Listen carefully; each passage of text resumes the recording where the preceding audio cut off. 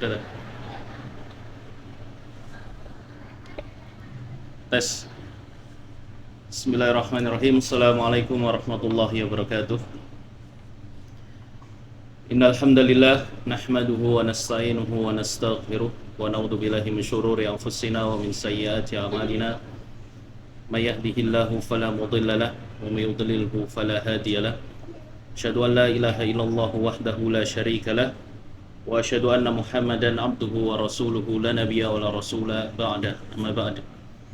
Allahumma inna nas'aluka ilman nafi'an wa rizqan thayyiban wa amalan mutaqabbala. Allahumma anfa'na bima 'allamtana wa 'allimna ma yanfa'una wa zidna ilman, amin ya rabbal alamin. Ikhwani fiddin, azani Allah wa iyyakum, para ikhwan dan juga para akhwat yang semoga selalu dirahmati oleh Allah Subhanahu wa taala. Tentu banyak rasa syukur yang kita ucapkan kepada Allah Subhanahu wa taala selain nikmat iman dan juga nikmat Islam, yang mana kita semua di malam hari ini masih diberikan kesempatan oleh Allah Subhanahu wa taala untuk terus berada di kota Nabi Muhammad sallallahu alaihi wasallam, yang mana kota ini adalah pusat ilmu dan juga tempat yang berbarokah. Untuk itu yang dituntut dari kita tentu banyak-banyak bersyukur. Dan salah satu bentuk syukur kita tatkala Allah Subhanahu wa taala memberikan kita nikmat untuk tinggal di kota yang paling berbarokah di muka bumi ini, yaitu dengan banyak beribadah kepada Allah Subhanahu wa taala yang pertama, dan yang kedua tentu dengan menambah ilmu syar'i. Karena kota Nabi ini adalah pusatnya ilmu agama Islam di dunia, pusatnya tauhid, pusatnya sunnah di dunia, sehingga jangan disia-siakan. Kita berada di tempat yang sangat mulia. Seandainya kita berada di gunung emas, tentu kita akan mengambil emas sebanyak-banyaknya sampai mungkin sudah tidak muat lagi tangan kita untuk memegang atau menampung dan sejenisnya. Maka kita berada di pusat ilmu, sehingga dituntut bagi kita tatkala kita berada di tengah-tengah para ulama, di tengah-tengah para mereka ulama ahlu sunnati wal jamaah, kita harus memaksimalkan keberadaan kita di sini dengan sebaik-baiknya. Di antaranya adalah hadir di kajian-kajian ilmu, kajian para ulama. Ini tidak hanya berlaku untuk mereka orang laki-laki, tapi berlaku juga untuk para akhwat. Dan Masya Allah, pemerintah Arab Saudi telah memberikan banyak sekali fasilitas bagi warganya dan juga non-warganya, yaitu mukimin yang datang di sini. Fasilitas untuk menuntut ilmu. Di Masjid Nabawi, kajian-kajian para masyayikh dirilai juga di tempatnya para akhwat. Bahkan disediakan di beberapa markas-markas khusus untuk belajar bagi para wanita, dan juga kajian-kajian khusus bagi para wanita. Sehingga penting bagi para wanita, bagi para ummahat, bagi para ibu-ibu untuk memaksimalkan keberadaannya di kota Nabi Muhammad sallallahu alaihi wasallam, tidak hanya sekedar menemani suaminya. Keberadaan antuna di sini tidak hanya sekedar menemani suami, tapi kalau bisa juga mencari ilmu dan menimba ilmu bersama dengan suami. Kita lihat profil ibunda kita Aisyah radhiyallahu anha. Beliau meskipun menjadi istri dari Nabi kita Muhammad sallallahu alaihi wasallam, hal itu tidak menghalangi beliau untuk semangat dalam menuntut ilmu. Oleh karena itu sampai-sampai di antara beliau termasuk salah satu dari jajaran 7 sahabat yang banyak meriwayatkan hadis dari Nabi Muhammad sallallahu alaihi wasallam, peringkat kedua setelah Abu Hurairah radhiyallahu anhu. Sehingga ini menunjukkan peran besar bagi kita semua, mas'uliyah dan juga amanah bagi kita semua ketika kita berada di kota Nabi, jangan disia-siakan begitu saja. Baik.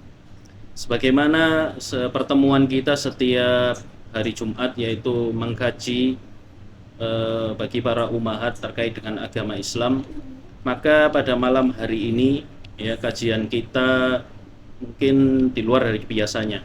Mungkin biasanya pembahasan tentang keluarga atau fikih dan sejenisnya, maka kita membahas di luar dari itu, masih dalam pembahasan akidah, akan tetapi lebih fokus ke syubhat-syubhat dan juga propaganda yang disasarkan dan ditargetkan kepada wanita, yaitu tentang feminisme. Apa itu feminisme? Sering kita dengar kata-kata ini mungkin dari mereka aktivis-aktivis, atau bahkan di podcast, atau mungkin disebutkan oleh mungkin ya beberapa artis atau bagaimana itu. Mereka sering menyebutkan hal seperti ini. Lah bagi kita seorang wanita muslimah, yang mana feminisme ini lebih menyasar kepada wanita. Kita sebagai wanita muslimah wajib dan juga harus sebenarnya mengetahui propaganda-propaganda mereka orang-orang kafir, terutama kepada keluarga muslim. Lebih disasar di sini adalah wanita muslimah. Sehingga penting bagi wanita untuk mempelajari juga syubhat-syubhat yang mereka lontarkan kepada para wanita. Agar apa? Agar tidak terjatuh. Mungkin ada yang bilang, Ustadz, saya ini kan insya Allah dari pesantren, lalu kemudian saya insya Allah belajar agama dengan baik, ya, belajar agama dengan baik, belajar agama dengan benar, apalagi di kota Madinah dan sejenisnya. Insya Allah tidak terpapar ideologi-ideologi yang terserap dan juga ideologi-ideologi kafir. Tidak mungkin insya Allah ana bisa terpapar syubhat-syubhat demikian, apalagi yang Masya Allah sampai hafiz Al-Quran dan sejenisnya. Ya benar, memang insya Allah semoga Allah Subhanahu Wa Taala menjaga kita semua dari terpapar syubhat-syubhat berikut. Akan tetapi sangat disayangkan secara praktik, ya, secara praktik kalau kita lihat wakil dan juga lihat kenyataan, kebanyakan dari wanita muslimah di zaman sekarang ini mereka banyak terpapar faham feminisme. Kita ambil contoh, misalnya banyak dari wanita mungkin ketika melihat video atau melihat orang yang mana dia ada di pinggir jalan tidak memakai hijab, setan kadang melemparkan di dalam hatinya, ya Allah, kenapa saya kok nggak bebas, saya merasa terkekang, ya, kok nggak seperti mereka ini, mereka dengan enaknya memperlihatkan kecantikan mereka. Atau misalnya yang sering kita dengar, yaitu syubhat terkait dengan bekerja, apalagi di zaman sekarang, di mana wanita banyak menuntut pekerjaan yang equality atau sejajar dengan laki-laki. Dulu tidak kita lihat mungkin di bandara-bandara atau bahkan di mal-mal atau yang menjadi pegawai-pegawai itu kebanyakan laki-laki, tapi sekarang subhanallah hampir di semua lini itu diisi oleh perempuan yang seharusnya kodratnya mereka itu berada di rumah merawat anak, tapi mereka bekerja. Bahkan kita lihat di negeri kita sampai menjadi kuli bangunan, menjadi pekerjaan-pekerjaan berat dan juga kasar yang seharusnya dipegang oleh laki-laki, malah ini dipegang oleh perempuan. Ya, jadi ini merupakan salah satu dari praktik, ya, ketika kita tidak menyerap ideologinya, tapi secara praktik kita terkadang mempraktekkan dari feminisme ini. Atau kalau nggak demikian, salah satunya itu adalah apa? Masalah pernikahan. Banyak dari muda-mudi yang sekarang takut akan masa depannya, takut akan pernikahan. Banyak dari muda-mudi tidak berani menikah di usia muda. Padahal anjuran dari Islam, anjuran dari Nabi kita Muhammad SAW agar menikah sedini mungkin untuk menjaga syahwatnya, untuk menjaga dirinya. Akan tetapi karena itu tadi salah satunya terpapar faham feminisme yang dilontarkan oleh mereka aktivis-aktivis. Untuk apa menikah muda? Kamu masih punya cita-cita yang sangat tinggi yang harus kamu gapai. Ketika nanti menikah, kamu ngurus anak tidak bisa menjadi yang kamu inginkan, menjadi penyanyi, pelukis dan sejenisnya. Itu salah satu propaganda yang dilontarkan oleh mereka aktivis-aktivis feminisme yang ada di barat sana, yang mana mereka berusaha untuk menggerus dan juga menghancurkan nilai-nilai dari Islam, ya. Maka penting kita belajar hal sedemikian ini, karena ini adalah pembahasan, termasuk pembahasan dari akidah. Ketika kita sudah belajar akidah yang kuat, yang berlandaskan Al-Quran dan juga As-Sunnah, maka kita juga patut untuk mempelajari syubhat-syubhat yang ada, yang mana syubhat-syubhat tersebut menyerang nilai-nilai agama Islam dan juga menyerang nilai-nilai keyakinan kita, prinsip-prinsip kita. Ditambah lagi hal yang kedua, wanita itu paling rentan dibandingkan dengan laki-laki. Ya. Wanita itu paling rentan dibandingkan dengan laki-laki untuk terpapar dua hal, syubhat dan kedua adalah syahwat. Maka apabila sudah dua hal ini ketika menyerang seseorang, menyerang jiwanya, menyerang hatinya, jatuhlah dia ke dalam fitnah dan juga kesesatan. Oleh karena itu Islam baik dari Al-Quran dan As-Sunnah selalu membawa, ya, mengajak manusia untuk mempertahankan dua poin ini, yaitu melawan syubhat dan juga melawan syahwat. Melawan syubhat dengan ilmu yang bermanfaat, yang bersumberkan dari Al-Quran dan juga As-Sunnah, bersumberkan dari akidah yang benar dan juga keyakinan yang kuat serta kokoh. Yang kedua, melawan syahwat, yaitu dengan amalan yang soleh, dengan perbuatan yang baik, amalan yang diperintahkan oleh Allah Subhanahu wa Ta'ala, sehingga terbentuklah pribadi wanita yang dia kuat dari segi akidahnya dan juga bertakwa kepada Allah Subhanahu wa Ta'ala. Maka ketika ada serangan-serangan dari luar, dia akan kuat. Dan orang-orang kafir, mereka itu tahu, ya, mereka itu tahu bahwasannya dari tatanan masyarakat yang paling rentan, tatanan masyarakat yang paling rentan itu adalah ada pada wanita. Sehingga kita lihat, ya, orang kalau misal dia mau berperang itu nggak menyerang dari front door, nggak menyerang dari pintu terdepan, karena pintu terdepan pasti paling kuat. Dicarilah pintu yang paling lemah di situ. Misalnya dari benteng itu pintu lemahnya ada di mana? Ternyata di tatanan keluarga ini ada di perempuan. Oleh karena itu dari sinilah orang-orang kafir menyerang benteng pertahanan keluarga muslim lewat feminisme, melalui benteng wanita terlebih dahulu. Jadi inti dari feminisme sebenarnya adalah ingin merusak agama. Merusak agama tidak akan rusak kecuali apabila tatanan masyarakat itu sudah rusak. Dan yang menjadi pion-pion kecil tatanan masyarakat adalah keluarga, lalu kemudian di sana adalah wanita. Sehingga penting bagi wanita untuk self defense, ya, pertahanan diri dengan kuat dari segi akidahnya dan juga dari segi amalannya. Karena feminisme ini menyerang dari dalam.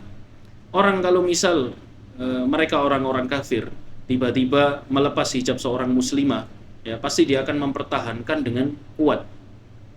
Akan tetapi diberikan kebohongan, diberikan syubhat, ya, hijabmu ini adalah kekang, hijabmu ini adalah penindasan, hingga akhirnya dalam hatinya timbul keraguan terhadap hijab, sedikit-sedikit dia lepas, hingga akhirnya dia pun tidak berhijab sama sekali. Ini yang diinginkan oleh mereka orang-orang kafir melalui feminisme, merusak dari dalam keyakinan dan juga nilai-nilai yang ada di dalam diri seorang muslimah. Apabila seorang muslimah ini sudah rusak, maka keluarganya juga akan ikut rusak. Rusaklah dia, lalu kemudian dia pun akhirnya tatanan keluarganya pun jadi hancur, terjadilah perceraian. Oleh karena itu renungkan hadis Nabi Muhammad SAW, yaitu tatkala Nabi Muhammad SAW itu bercerita tentang prajurit-prajuritnya iblis. Ya, di sana ada setan yang katanya saya sudah berhasil membuat orang ini begini dan begini, saya berhasil membuat dia minum khamar atau keluar dari agama dan sejenisnya. Lalu ada satu prajurit yang dia setan biasa-biasa aja, mungkin kroco-kroconya gitu, datang kepada iblis lalu lapor, wahai iblis, saya telah berhasil memisahkan antara dia dan juga istrinya. Jadi memisahkan antara hubungan suami istri, hubungan ikatan suci yang sangat kuat di bawah kalamullah azza wa jalla telah berhasil dia putuskan. Ya, maka apa kata iblis? Anta, ini kamu nih, setan teladan. Sehingga tujuan dari propaganda feminisme adalah untuk mewujudkan terjadinya perceraian, salah satunya. Mewujudkan terjadinya putusnya ikatan rumah tangga, yang hingga akhirnya kemudian tatanan masyarakat pun jadi hancur. Oleh karena itu, wahai kaum muslimin dan muslimat yang semoga dirahmati oleh Allah Subhanahu wa taala, penting bagi kita untuk mempelajari sedikit aja terkait dengan feminisme ini. Baik, sebagaimana di PDF yang sudah di-share ya, mungkin bisa dilihat dan tidak akan kita bahas semua. Kita bahas secara ringkas apa itu feminisme, lalu kemudian historisnya serta landasan-landasan yang mendasarinya dan bagaimana menghadapinya.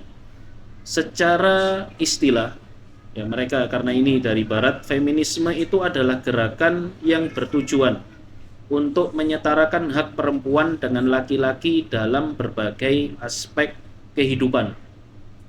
Yang mana pada abad sekitar abad ke-17 yang saat itu terjadi ledakan filsafat baru berupa Marxisme, sosialisme, lalu kemudian positifnya dan sejenisnya, hingga akhirnya dampaknya yaitu pada sekitar awal-awal abad ke-19 wanita pun ingin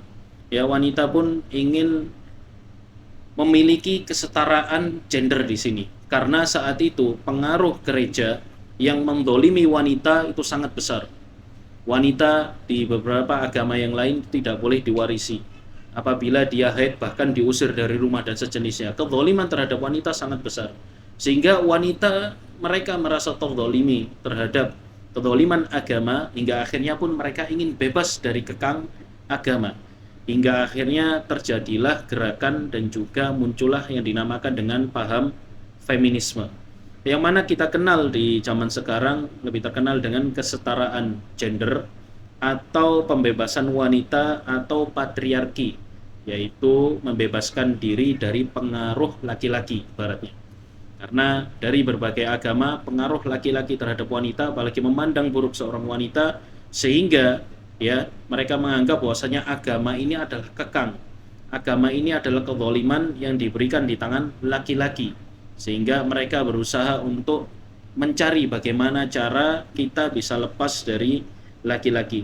Yang tentu feminisme ini dilatar belakangi dari berbagai jenis filsafat modern, baik itu dari segi sekularisme, yang mana sekularisme ini berusaha untuk kesetaraan pendidikan, yang mana di zaman dulu, apalagi di Eropa sana, wanita tidak boleh mendapatkan pendidikan yang setara, apalagi ketika masih di zamannya gereja. Ya saat itu rakyat biasa itu tidak boleh membaca Injil. Tidak seperti agama kita. Agama Islam menganjurkan setiap pemeluknya, setiap umat Islam agar mentadaburi Al-Quran. Karena tujuan Al-Quran adalah untuk ditadaburi, dibaca. Berbeda dengan agama-agama yang lain. Mereka menganggap kitab suci ini hanya khusus bagi pendeta, hanya khusus bagi orang pintar saja. Orang-orang awam, orang biasa, mereka tidak boleh membaca kitab suci. Nah, sehingga diskriminasi pendidikan ini yang terjadi pada lapisan bawah masyarakat, terutama kepada para wanita, membuat mereka ingin berontak, ya, berontak dari segi pendidikan. Ada juga dari segi rasionalisme dan juga materialisme, yang mana menuntut pekerjaan dan juga menuntut penghasilan bagi wanita. Yang menuntut penghasilan bagi wanita, yang mana kita lihat di zaman sekarang banyak wanita menuntut pekerjaan yang sama seperti laki-laki, yang bahkan pekerjaan berat pun dipinggul oleh perempuan. Apalagi di zaman sekarang, subhanallah, peran itu sudah berubah. Ya, gara-gara feminisme ini, bapak-bapak yang seharusnya dia yang bekerja malah dia ada di rumah ongkang-ongkang main HP, katanya dia ngurus anak, sementara istrinya sibuk kesana kemari. Ya, istrinya bahkan nasallallahu salama, dan mungkin semoga Allah Subhanahu wa taala memberikan kemudahan. Mungkin di antara ibu-ibu yang hadir di sini ada yang bekerja, ya, meninggalkan keluarga, anak dan juga suaminya di rumah. Dia harus datang ke negeri perantauan untuk bekerja menjadi TKW, menjadi pembantu dan sejenisnya. Ini adalah dampak dari feminisme. Ketika tatanan masyarakat yang seharusnya mewajibkan seorang laki-laki untuk menjadi kepala keluarga dan dia yang menanggung beban, tapi karena mereka propaganda orang barat berusaha untuk menyetarakan antara laki-laki dan perempuan, akhirnya timbullah di dalam pemikiran laki-laki, untuk apa saya bekerja? Ya, suami istri saya juga sudah bisa. Sehingga di sini menurunkan nilai Islam, yang mana Islam mewajibkan kepada laki-laki untuk menjadi qawamun, untuk menjadi pemimpin, yang mana karena mereka memberikan nafkah. Malah di sini orang-orang barat dengan propaganda mereka berusaha menipu mereka para wanita. Ada juga di antara landasan filosofis pemikiran feminisme ini adalah eksistensialisme. Eksistensialisme itu adalah sebuah pemikiran filsafat yang menitik beratkan bahwasanya kita ini penting, manusia, atau kalau kata mereka superhuman, manusia super.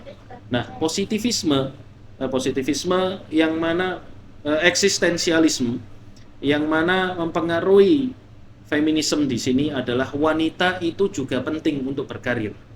Wanita juga bisa melakukannya. Saya ini juga wanita yang super, saya punya cita-cita yang tinggi, harus saya tampakkan.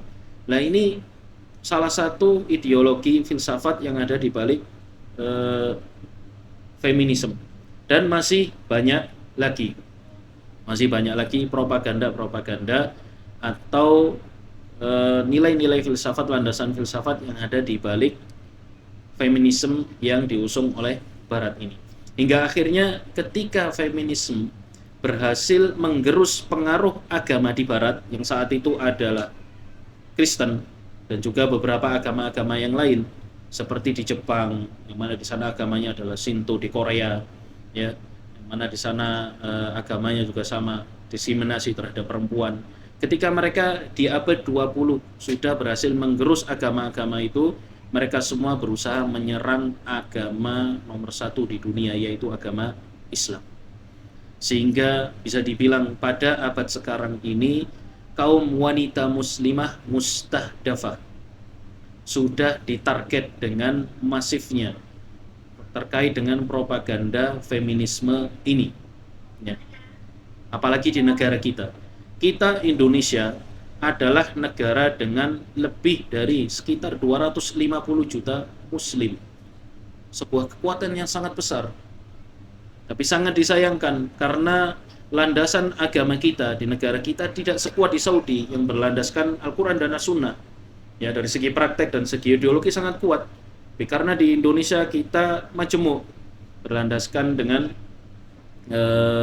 demokrasi, sehingga semua orang bebas mengatakan apapun, bebas untuk mengutarakan pendapat apapun, ya, kepada siapapun, kapanpun, tanpa ada celaan dan tidak boleh ada kritik.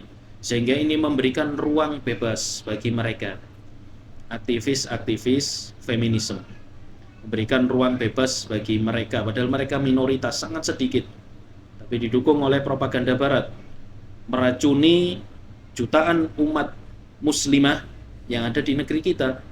Sehingga jangan heran sekarang sudah mulai ramai banyak dari generasi-generasi muda, generasi-generasi mudi, anak-anak remaja kita yang terpengaruh dengan paham ini. Mereka pun terpapar hingga akhirnya banyak dari mereka yang menanggalkan hijab. Banyak tersebarnya, mohon maaf, seperti perzinahan, ya.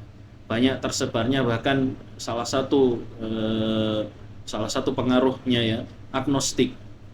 Banyak dari anak muda-mudi sekarang itu mempertanyakan eksistensi Tuhan itu benar atau enggak.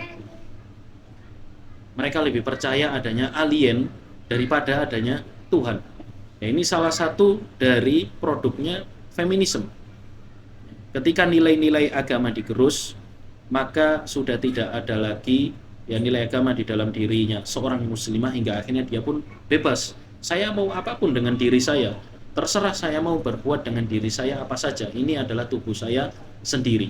Sehingga jangan heran tersebarnya itu tadi, ya, zina mulai tersebar, dan banyak hal-hal yang berkaitan dengan melanggar syariat-syariat Islam pun ditinggalkan oleh mereka. Nah, di antara propaganda feminisme terhadap nilai-nilai Islam, dan ini yang paling banyak diserang, yang pertama adalah mereka berusaha menolak hijab. karena hijab digambarkan sebagai simbol penindasan dan bukan pilihan bebas, terutama kepada para akhwat yang bercadar. Tantangan dari para akhwat yang bercadar itu sangat besar, subhanallah. Dan ubasyirukum, ketika antum atau ketika antuna memilih untuk bercadar atau berpakaian dengan syar'i sesuai dengan yang ditunjukkan oleh Al-Quran dan As-Sunnah, pahala yang anti dan antuna dapatkan itu sangat besar sekali. Karena antunya tidak hanya sekedar menjalankan perintah Allah dan Rasulnya, tapi juga menjaga, ya, ikut andil dalam menjaga nilai agama Islam, salah satu syiar agama Islam. Makanya sangat berat bagi akhwat yang mungkin tinggal di tengah kota atau tinggal di tengah komunitas yang mana di dalamnya banyak orang-orang tidak bercadar atau yang beda pemahaman, ya, itu sangat berat sekali. Banyak dari para akhwat mungkin lebih memilih, saya lebih baik ingin nyaman tinggal di tempat yang sepaham aja Ustadz. Saya hijrah di pondok, atau banyak yang mungkin hijrah di sini atau tinggal di sini, lebih nyaman di sini daripada di Indonesia. Saya dipersekusi Ustadz. Apabila misal tidak kuat dengan agamanya, takut akan fitnah, yang lebih baik hijrah, pindah ke tempat yang di sana lebih kondusif, tempat yang di sana lebih bebas atau lebih membuat kita mudah untuk mengamalkan agama Allah Subhanahu wa taala. Tapi bila misal insya Allah dari segi agama Anda kuat, ya, segi agama antuna lebih kuat, maka bersabarlah tinggal di tengah-tengah mereka, karena ini adalah bagian dari dakwah. Ya, sebagaimana sabda Nabi Muhammad SAW, bahwasanya seorang muslim atau seseorang mukmin ketika dia tinggal di tengah masyarakat, ya, akan tetapi dia sabar terhadap gangguan mereka, baik itu gangguan fisik maupun gangguan mental, sabar, maka itu lebih baik daripada seseorang yang dia menyendiri, introvert, nggak mau bergabung dengan masyarakat. Ini adalah bentuk dakwah kita, bentuk dakwah kepada keluarga kita, bentuk dakwah kepada masyarakat kita, society kita, ya, kepada lingkungan kita, yaitu dengan bersabar atas gangguan mereka. Ketika gangguan itu sudah parah, misalnya sudah mengancam akidah kita, maka nggak apa-apa kita pindah. Jadi sebisa mungkin adalah bersabar di tengah masyarakat kita. Kita bersabar dalam menampakkan tauhid, bersabar dalam menampakkan sunnah. Salah satunya bagi wanita adalah menampakkan sunnah berhijab. Ini sunnah berhijab di tengah masyarakat yang mana mereka mulai menanggalkan hijab.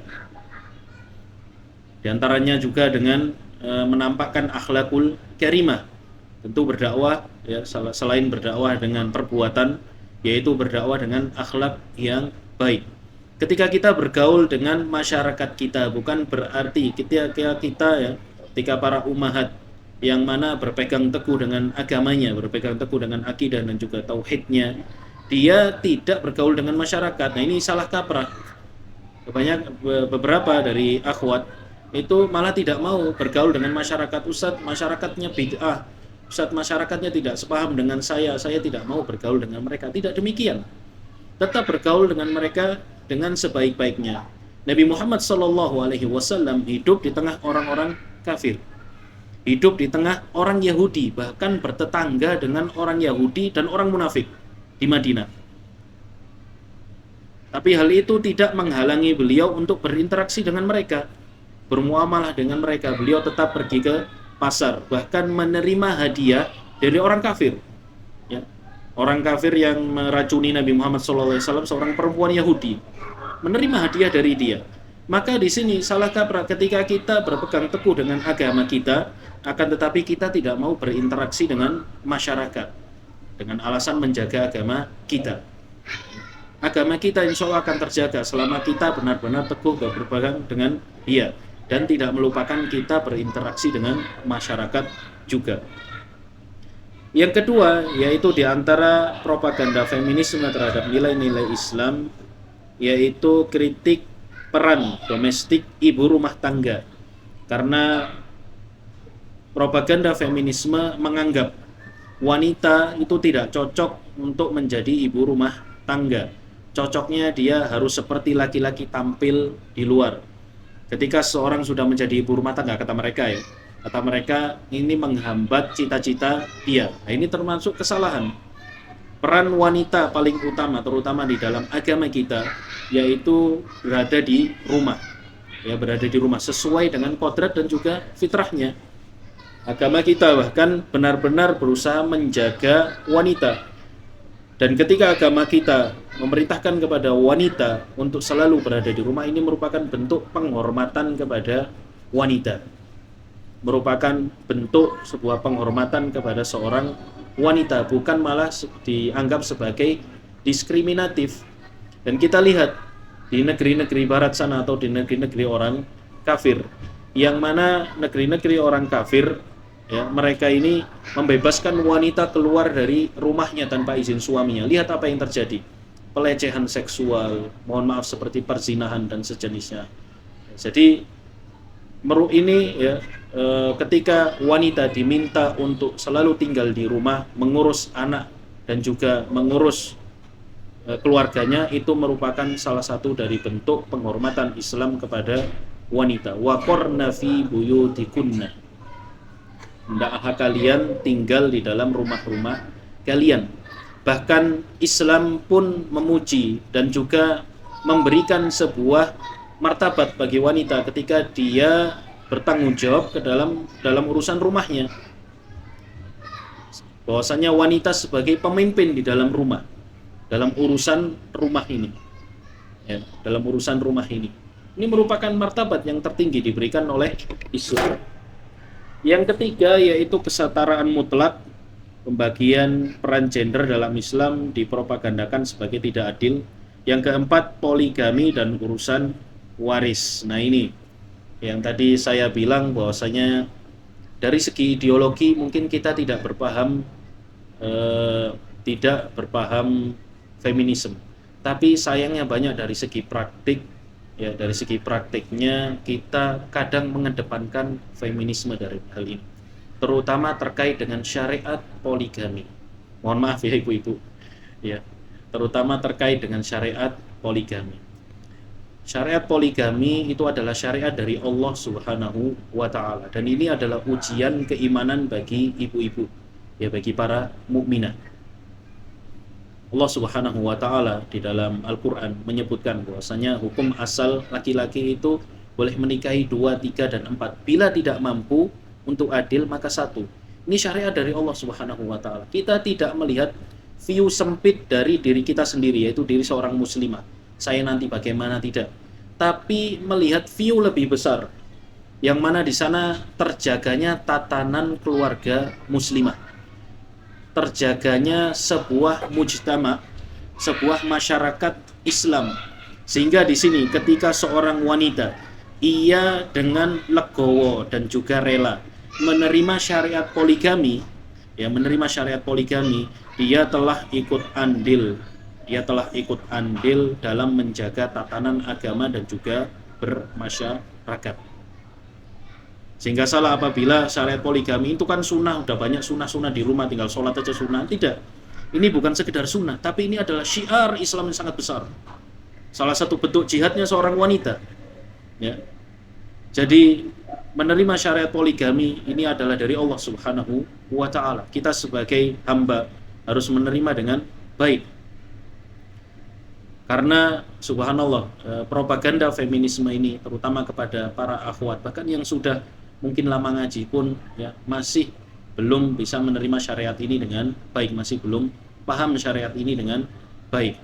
Apabila iman sudah tertancap di dalam, insya Allah terkait dengan syariat Allah Subhanahu wa Ta'ala, apapun sami'na wa ta'na. Idza qadallahu wa rasuluhu amran, ya, nggak ada pilihan lagi. Apabila sudah diberikan petunjuk dari Allah atau keputusan dari Allah dan Rasulnya, maka kita tidak boleh memikirkan dengan hati kita, perasaan. Ya Ustaz, bagaimana perasaan saya, sakit hati, ditusuk dari dalam? Tidak. Ini adalah petunjuk dari Allah Subhanahu wa Ta'ala dan juga Rasulnya. Tidak pula dengan akal.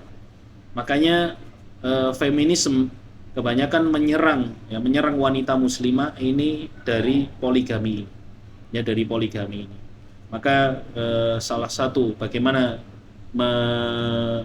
melawannya, bukan mengizinkan suami poligami, ya itu urusan Anda dengan suami, tapi menerima syariat ini terlebih dahulu di dalam dirinya masing-masing wanita. Baik, yang kelima, keenam yaitu ketaatan kepada suami. Nah, ini salah satu nilai-nilai Islam yang diserang oleh mereka feminisme. Mereka menganggap bahwasanya ketaatan kepada suami adalah kezaliman dan juga patriarki. Bahwasanya wanita itu tidak perlu untuk tunduk dan taat kepada suami. Kita ini equal, ya kita ini sederajat dan setara. Tidak perlu wanita untuk taat dan juga menerima apa saja segala arahan dari rumah tangga. Oleh karena itu, tujuan utama tadi sudah saya sebutkan bahwa tujuan utama dari propaganda feminisme ini adalah ingin melepas ikatan kuat yang ada di dalam ikatan rumah tangga. Dan ikatan rumah tangga paling kuat itu berdasarkan pada ketaatan.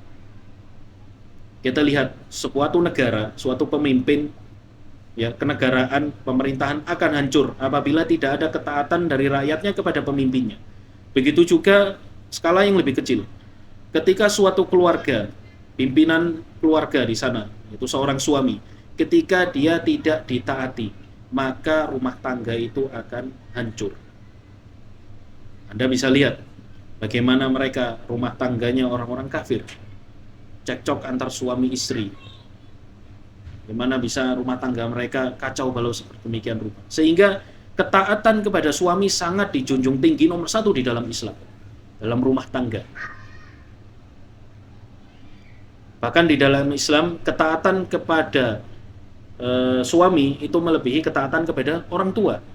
Ketika seseorang wanita dia sebelum menikah, maka dia taat kepada orang tuanya. Akan tetapi setelah dia menikah, maka ketaatan kepada suami lebih baik, lebih diutamakan bagi seorang wanita. Inilah tingginya, ya tingginya besarnya kita menjunjung tinggi nilai dari ketaatan kepada suami itu tadi. Karena sekali lagi, ini adalah nilai dari syiar-syiar Islam. Ketika seorang wanita dia taat kepada suami, lihat apa yang dijanjikan oleh Rasulullah SAW, yaitu dijanjikan surga. Sebaliknya, ketika seorang istri dia tidak mau taat kepada suami, bahkan perkara yang bisa dibilang hal yang remeh. Ketika seorang suami menyuruh istrinya untuk membuatkan kopi, atau mohon maaf, Anda contohkan dalam hadis saja, ketika seorang suami ingin berhubungan misalnya, dan istri ini lagi sibuk-sibuknya, lagi masak, lagi ribut, lagi apa ini tuh ngurus anak, bahkan kompor menyala, ya ini belum beres, anak pada nangis. Kata Nabi apa? Suruh matikan kompor, datangi suami agar tidak terjadi fitnah. Oleh karena itu, ketaatan kepada suami adalah nilai Islam dan syiar Islam yang sangat tinggi. Sehingga ketika wanita menjunjung tinggi nilai ketaatan ini, maka tidak hanya sekedar pahala sunnah, tapi pahala yang sangat besar, yaitu menegakkan syiar Islam. Ya, ini merupakan salah satu bentuk jihad dari wanita di dalam rumah tangga. Baik. Aturan pernikahan yang ketujuh, yang kedelapan adalah viktimisasi muslimah, yang mana muslimah digambarkan sebagai korban tradisi agama. Dan yang terakhir di antara propaganda mereka adalah kebebasan tubuh. Ya, kata mereka bahwasanya aurat dan akhlak Islam ini dianggap membatasi kebebasan perempuan. Perempuan harusnya bebas melakukan apapun sesuai dengan tubuhnya dia. Maka jangan dibatasi dengan hijab. Jangan dibatasi hanya dengan pernikahan. Saya juga bebas untuk mengeksplorasi diri saya sendiri. Nah, ini merupakan propaganda feminisme secara radikal untuk ingin membebaskan wanita menjadi budak malah sejatinya. Ya. Baik, itu pembahasan terkait dengan propaganda feminisme terhadap nilai-nilai Islam. Nah, ini propaganda barat dan orang-orang kafir akhirnya masuk ke tengah-tengah kaum muslimin di negeri Arab atau bahkan di negeri kita, umat Islam di Indonesia. Hingga akhirnya reaksi dari banyak dari kaum muslimin itu beragam. Salah satu reaksinya adalah Ini kan nilai-nilai yang penuh dengan kekufuran, nilai-nilai yang rusak. Mengapa kita nggak mengambil baiknya saja? Ya, hingga akhirnya di sana ada istilah yang dinamakan dengan Islamisasi feminisme atau feminisme Islam. Yang intinya adalah usaha atau upaya untuk merekonsilisasi, menggabungkan antara nilai-nilai dan juga paham-paham positif yang ada di dalam feminisme yang diusung oleh mereka, dikompromikan dengan apa? Dengan syariat Islam, kata mereka. Apakah mungkin? Nah, ini ibarat mencampur adukan antara hak dengan al-batil, mencampur adukan racun dengan madu atau susu, dengan suatu kebaikan. Ya, nilai-nilai kebaikan yang ada di feminisme, sebaik apapun itu, di dalam agama kita sudah dijelaskan dan juga sudah terkandung di dalamnya, sehingga kita sebagai seorang Islam tidak perlu untuk mengambil nilai-nilai filsafat atau nilai-nilai yang ada di dalam agama lain, karena agama kita ini sudah sempurna, jaminan dari Allah Subhanahu wa Ta'ala. Al-yawma akmaltu lakum dinakum wa atmamtu alaikum ni'mati wa raditu lakumul Islam madina. Di dalam agama kita ini sudah sempurna. Tidak ada sesuatu apapun yang di sana ada kebaikan bagi seorang muslim atau mukmin kecuali sudah dijelaskan oleh Allah dan juga Rasulnya. Bahkan atahaddakum ini merupakan sebuah tahadda itu, tantangan ya. Tantangan. Lihat semua ideologi dan juga agama yang ada di dunia ini, dari ideologi barat, ideologi timur, apapun itu, tidak ada yang selengkap dan sekompleks agama Islam. Agama Islam sampai mengatur tata cara, mohon maaf, cebok. Urusan cebok saja, urusan kamar mandi, itu diatur oleh Islam. Maka apalagi urusan yang besar semisal ini, urusan politik, urusan tentang perempuan, isu-isu kontemporer, itu semua jawabannya ada di dalam Al-Quran dan juga As-Sunnah. Sehingga di sini mungkin sebuah kaidah ya, pedoman yang perlu kita pegang sebagai seorang muslim, sebagai seorang muslimah. Apapun permasalahan besar yang terjadi di umat ini, permasalahan apapun yang kita hadapi, urusan agama, urusan dunia, pasti ada jawabannya di dalam agama kita. Pasti itu. Saya ulang. Apapun permasalahan, baik itu isu-isu kontemporer, yang apa sekarang, Palestina, atau apalagi Yahudi, apalagi sebutkan urusan pemerintahan dan sejenisnya, permasalahan besar, permasalahan umat, ya, permasalahan umat, atau permasalahan diri kita sendiri, kita urusan dunia, urusan apapun itu, semuanya pasti ada jawabannya dan ada petunjuknya di mana? Di Al-Quran dan juga As-Sunnah. Sehingga tidak perlu kita mencari petunjuk dan juga mencari petuah dari selain Al-Quran dan juga As-Sunnah. Urusan cebok saja sudah diatur oleh agama kita, maka apalagi urusan yang besar. Tinggal kita ini mau apa tidak menerima. Tatkala Al-Quran dan As-Sunnah dihadapkan ke hadapan kita, kita punya beril masalahnya. Kita kadang punya penghalang, yaitu perasaan dan juga akal. Oleh karena itu, apabila kita agar mendapatkan hidayah dan juga petunjuk Al-Quran dan As-Sunnah, kesampingkan akal, buang ke belakang, bukan malah ditaruh di depan, bukan malah ditaruh sebagai filter. Al-Quran dan As-Sunnah ini sesuai dengan akal atau perasaan atau tidak. Yang pertama kali ketika kita dengar Rasulullah SAW bersabda, Allah Subhanahu Wa Taala berfirman, sami'na wa ata'na. Dengan demikian kita akan mendapatkan hidayah dari Allah Subhanahu Wa Taala. Sehingga ini terkait dengan feminisme Islam tadi. Dan tentu tidak kurang dari banyak kritikan para ulama. Banyak sekali kritikan mereka, orang-orang Islam yang berusaha menyerap ideologi-ideologi feminisme. Dan banyak aktivis-aktivisnya di Indonesia, sangat disayangkan ya. Aktivis feminisme Islam yang mana mereka salah satu syubhatnya itu memang benar tidak perlu berhijab dulu sebagai seorang muslimah. Hijab itu adalah pilihan. Jadi dianggap bahwasanya nilai-nilai Islam ini adalah relatif atau pilihan begitu saja.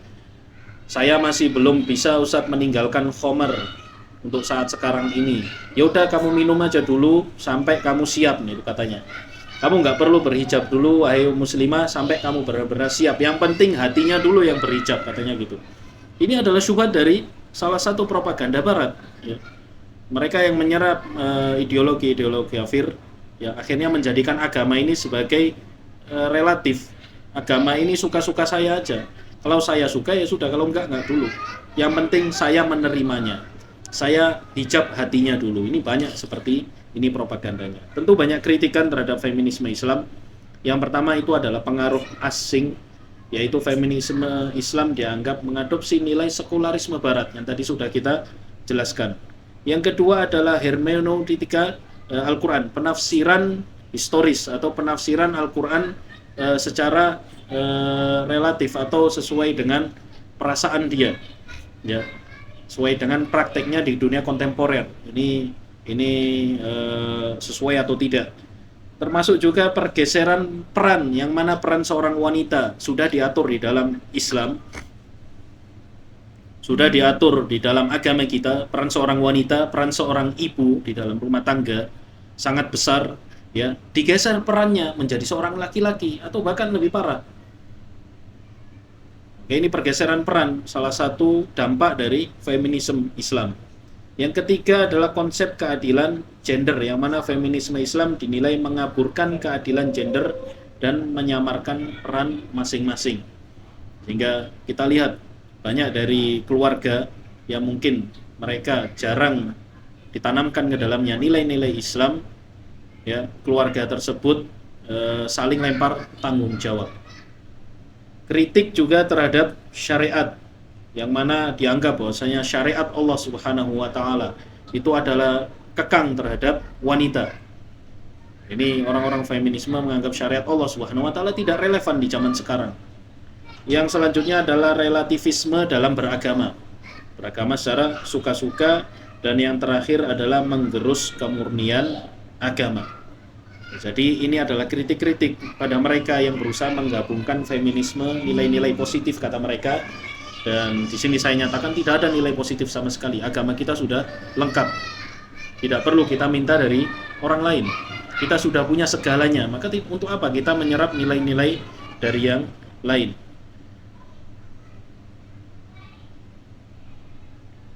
Terakhir, ya, pembahasan terakhir yaitu tantangan identitas wanita muslimah di era modern ini.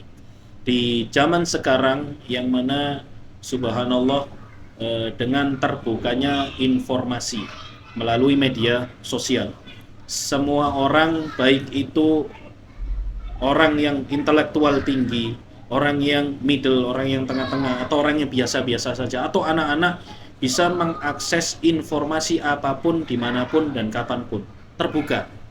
Sehingga ini yang seharusnya informasi ini tidak layak untuk dikonsumsi secara publik.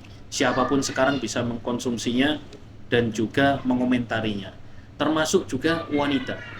Ada banyak hal yang seharusnya tidak dilihat dan juga tidak dikomentari oleh wanita, tapi karena dengan banyaknya atau terbukanya media sekarang, sehingga ini merupakan racun bagi wanita di era modern ini.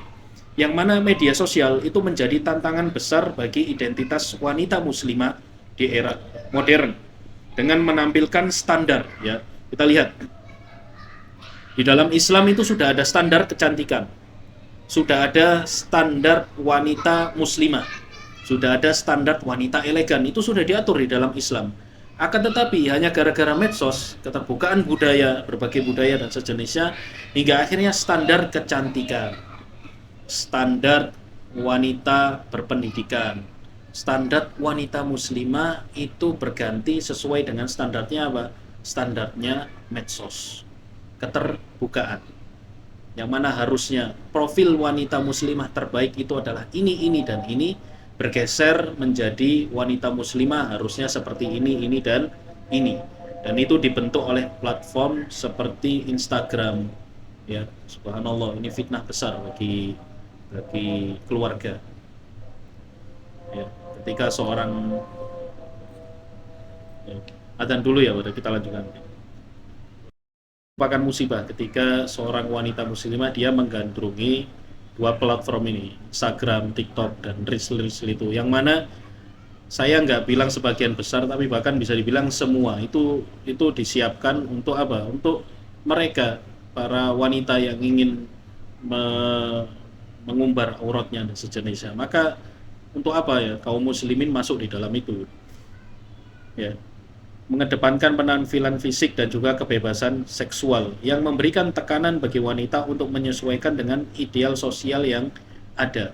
Ya, sehingga bergeser wanita muslimah yang ideal yang seharusnya digambarkan oleh Allah Subhanahu wa taala melalui hijab syar'inya sekarang bergeser ya. Bahkan oleh mereka para feminisme muslim, para feminisme muslimah ya, memiliki gaya standar tersendiri terhadap wanita ideal yang mana dia penampilannya modis tapi yang penting masih berhijab ya.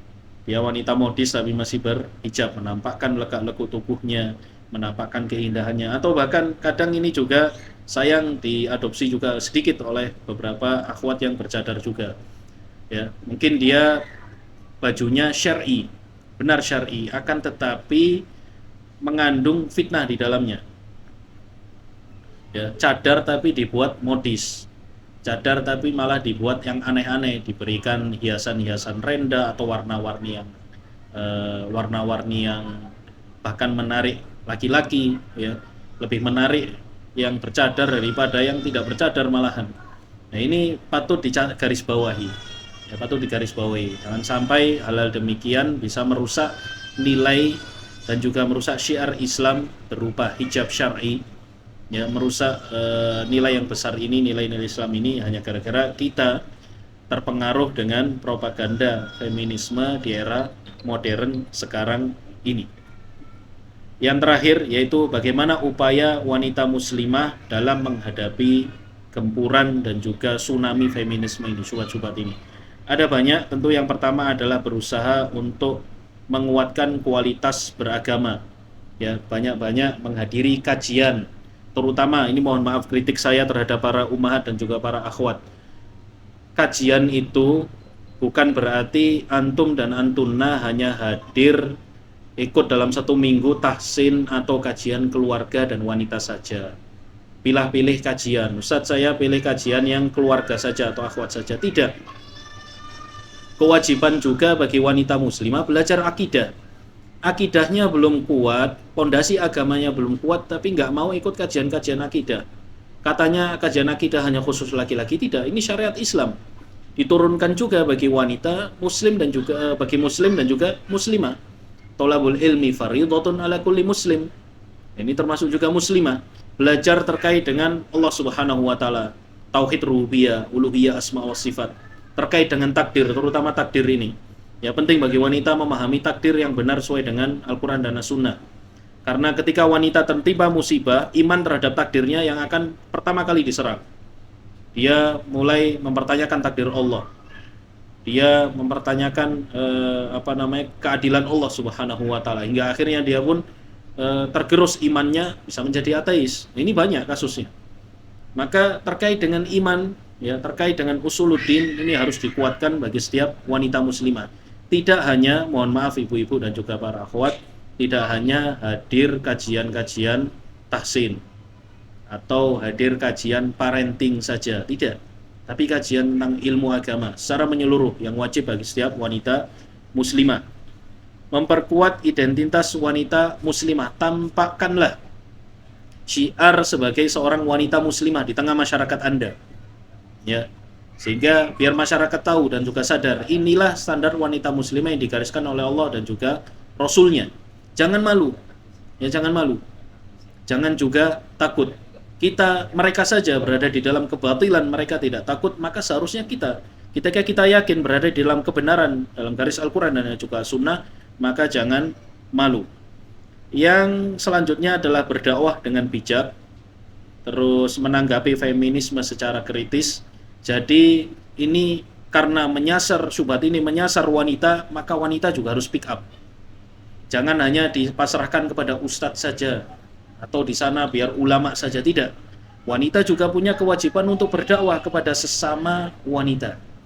Ya, ketika melihat ada ukhtinya mulai melenceng, dakwahi. Diziarahi, didatangi, "Ukhti, kenapa anti begini, begini, dan begini." Kalau nggak berani datang, ditelepon, bawa hadiah, lalu kemudian di SMS dan sejenisnya. Dakwahi, jadi jangan diam saja. Ya. Lalu yang selanjutnya adalah bangun dengan komunitas, dukungan komunitas, yaitu sering hadir kajian, ya, menghindari media sosial yang merusak. Menghindari media sosial yang merusak terutama generasi anak-anak kita. Kalaupun Anda merasa kuat, maka apakah Anda yakin anak-anak kita akan selamat? Tontonan-tontonan kartun, ada analisa dari salah satu dokter akidah. Tontonan-tontonan kartun yang ada sekarang ini buatan Disney, buatan apa namanya itu, yang anime-anime dan sejenisnya itu, paling banyak mereka menyasar feminisme, yang propaganda disusukan di dalamnya ateisme dan agnostik. Ini bahaya. Belum lagi LGBT dan sejenisnya, terutama feminisme ini. Pernahkah Anda perhatian mengapa kok banyak kartun-kartun dan juga karakter-karakter wanita yang selalu ditampakkan? Wanita dia jadi hero, wanita dia seakan-akan bisa melawan monsternya laki-laki, ya, monster yang zalim. Ini ada propaganda di baliknya. Nah, ini yang disuguhkan kepada anak-anak kita. Mereka berusaha untuk meracuni anak-anak kita dengan itu. Makanya batasi tontonan-tontonan yang merusak. Kemudian yang terakhir yaitu menumbuhkan cinta kepada figur muslimah teladan. Masya Allah, di agama kita, di sejarah kita, para ulama wanita itu perannya sangat besar dan sangat banyak. Sayang kita tidak mengeksplor dan mengeksposnya.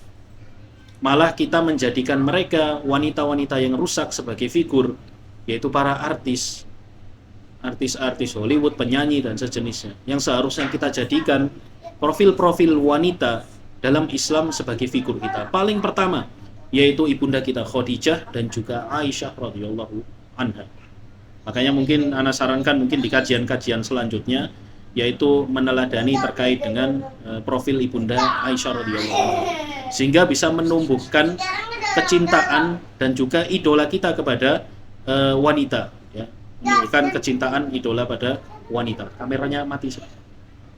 Idola kepada para wanita kita, kepada kaum muslimah yang ada di dalam sejarah Islam.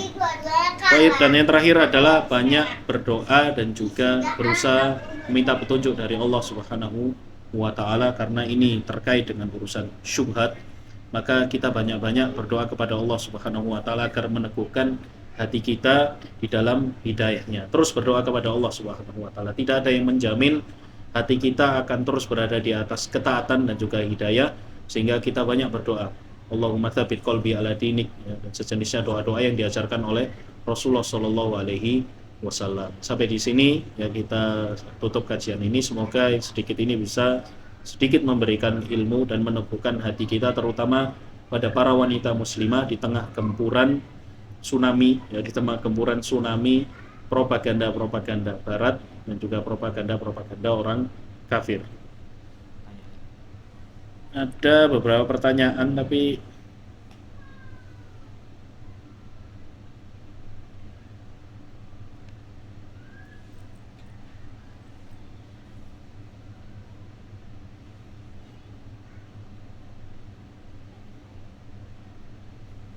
yang pertama yaitu banyak pertanyaan terkait dengan pekerjaan. Maksudnya apakah wanita ini tidak boleh bekerja atau apakah ada batasannya di dalam Islam? Ya. Islam tidak melarang wanita untuk bekerja. Yang dilarang adalah apabila melanggar batasan-batasan syar'i di dalamnya. Salah satunya adalah ikhtilaf, campur baur antar laki-laki dan juga perempuan. Maka ini tidak boleh. Silakan bekerja bagi wanita, misal bekerja di mana? Kita ambil contoh wanita, ya, di bakery misalnya, tidak menghalangi. Apalagi sekarang, zaman sekarang, subhanallah, dengan adanya online, ya, dengan adanya platform online, sehingga wanita bisa menjual dari rumahnya, tidak harus dia melanggar batasan-batasan syar'i yang ada di dalamnya. Ini salah satunya adalah ikhtilat, campur baur antar laki-laki dan juga perempuan, ya, banyak terjadi kerusakan. Maka apabila sudah ada demikian, nggak boleh kita bekerja di dalamnya yang ada pelanggaran syar'i. Karena di sini ada larangan Allah dan taat kepada Allah dan Rasulnya lebih diutamakan daripada urusan duniawi.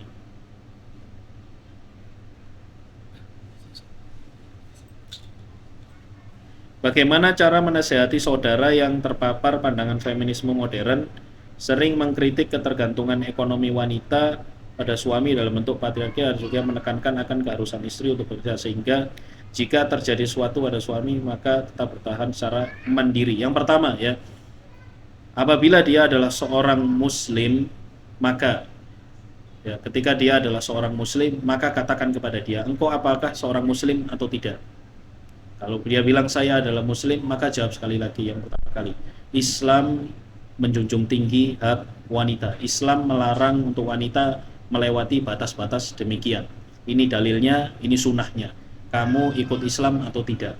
Ketika dia seorang muslim sejati yang berusaha mencari kebenaran, insya Allah akan diberikan hidayah oleh Allah Subhanahu wa taala ketika diperdengarkan di hadapannya Al-Qur'an dan juga As-Sunnah. Tidak ada seorang muslim pun yang dengan sengaja ingin menyelisih Al-Quran apabila dia jujur di dalam hatinya. Ya, jujur di dalam hatinya. Yang kedua, tampakkan kepada dia bagaimana bentuk-bentuk Islam memuliakan wanita. Salah satunya adalah Islam sangat memuliakan wanita. Ya, diantaranya dengan apa? Dengan wanita ini dijunjung tinggi nilainya di dalam Islam. Ibu misalnya lebih diutamakan dari bapak, ya. Wanita yang mana tidak boleh ditolimi dan dipukul dan sejenisnya, itu ada dalam hadisnya. Nah, ini yang kadang tidak dipahami dan tidak diketahui oleh banyak dari saudara-saudara kita umat Islam, sehingga tampakkan nilai-nilai itu. Insya Allah mereka akan menerima dengan senang hati dan membuang semua itu syubhat-syubhat terkait dengan feminisme itu tadi, ya. Feminisme itu tadi. Lalu kemudian terkait dengan kekhawatiran rezeki, ya, ini biasanya. Kalau saya nggak bekerja Ustadz, nanti siapa yang menghidupi keluarga saya? Yang menjadi patokan utama dalam kehidupan ini adalah takwa kepada Allah Subhanahu wa taala. Wa may yattaqillah yaj'al lahu makhraja wa yarzuqhu min haitsu la yahtasib.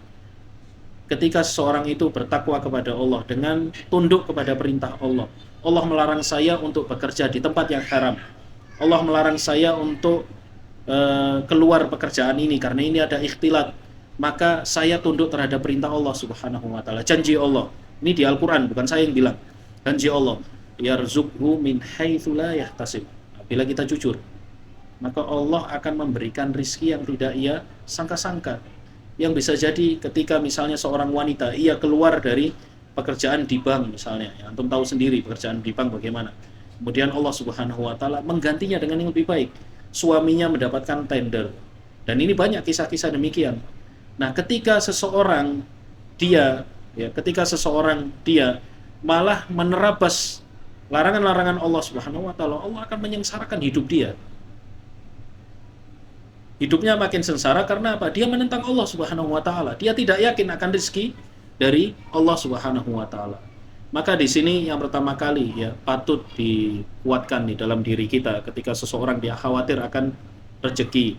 Ketika dia bingung akan rezekinya dari mana kalau saya tidak bekerja, maka harus dikuatkan di dalam dirinya adalah iman dan takwa, bahwasanya Allah Subhanahu wa taala yang menjamin rezeki saya.